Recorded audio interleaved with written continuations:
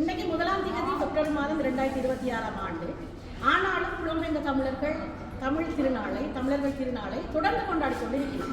ஒவ்வொரு வார இறுதியிலையும் வார சனி ஞாயிறு பிரான்ஸ் நாட்டில் நீங்க பாத்தீங்கன்னா எங்க ஒரு மூலையில 1-2 பொங்கல் விழா நடந்து கொண்டே இருக்கு. அதே போலதான் இன்றைக்கும் சிலம்பு என்ற அமைப்பு தைத்திருநாளை கொண்டாடி கொண்டிருக்கிறோம். அந்த நிகழ்வில் ஒரு 4 குழந்தைகளை இணைத்து திருக்குறளை பற்றி பேச சொல்லி விட்டுருக்கு.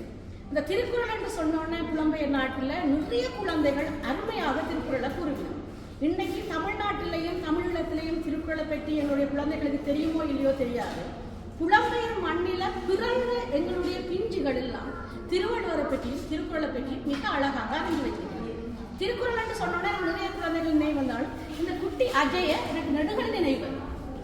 அவரும் திருக்குறளை பற்றி பேசியிருக்கிறார். அதே போல இந்த சிலம்பு அமைப்பு உறுப்பினரான பிலோமினா அம்மா அவர்களும் இன்னைக்கு தன்னுடைய கண்காட்சியில திருவள்ளுவரையும் திருக்குறள்களையும் வச்சிருக்கிறாங்க. அந்த வகையில குட்டி அஜய்க்கு எத்தனை வயசு? 6 வயசு பிஞ்சு. அது பிஞ்சுன்னு தான் சொல்லணும், குழந்தை மழலை.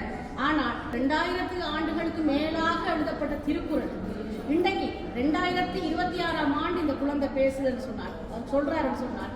எங்களுடைய தமிழ் மொழிக்கு சிறப்பு, தமிழர்களுக்கு சிறப்பு, தமிழர்களாக பிறந்த எங்களுடைய அனைவருக்கும் சிறப்பு.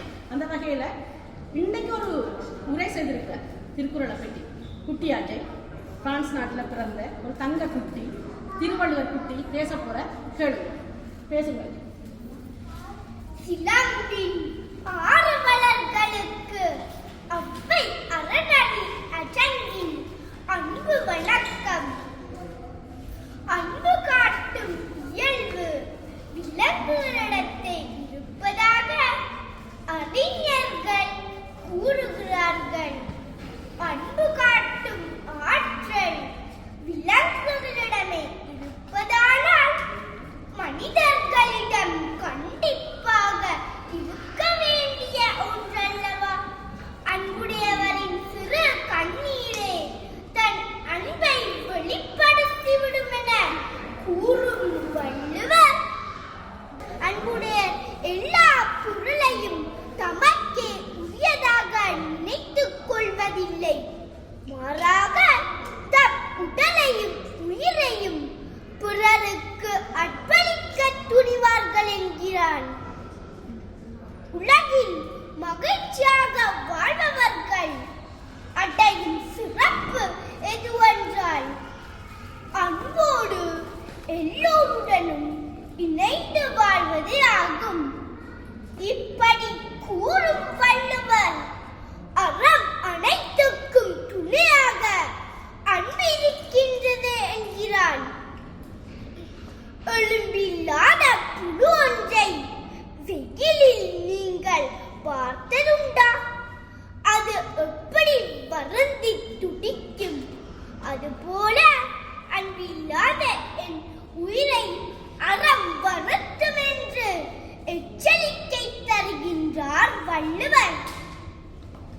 ஒரு பட்ட மரம் துளிர்ப்பதில்லை, அதுபோல அன்பில்லாத என் வாழ்வும் உயிர்ப்பாக இருக்காது.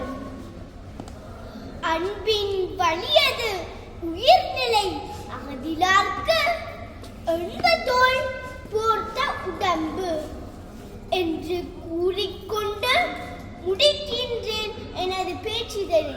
நன்றி, வணக்கம். கெட்டிக்காரன். இப்ப இந்த உரையை கேட்ட நீங்களும் உங்களோட வீட்டுல இருந்து கை தட்டி கொண்டிருப்பீங்கன்னு நினைக்கிறேன்.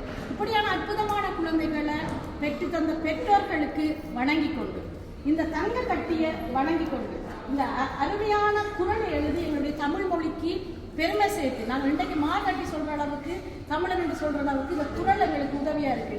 அந்த வள்ளுவனை வணங்கி கொண்டு எல்லோருக்கும் தமிழர் திருநாள் நல்வாழ்த்துகள் சொல்லுங்க. எல்லோருக்கும் தமிழர் திருநாள் நல்வாழ்த்துகள். வணக்கம்.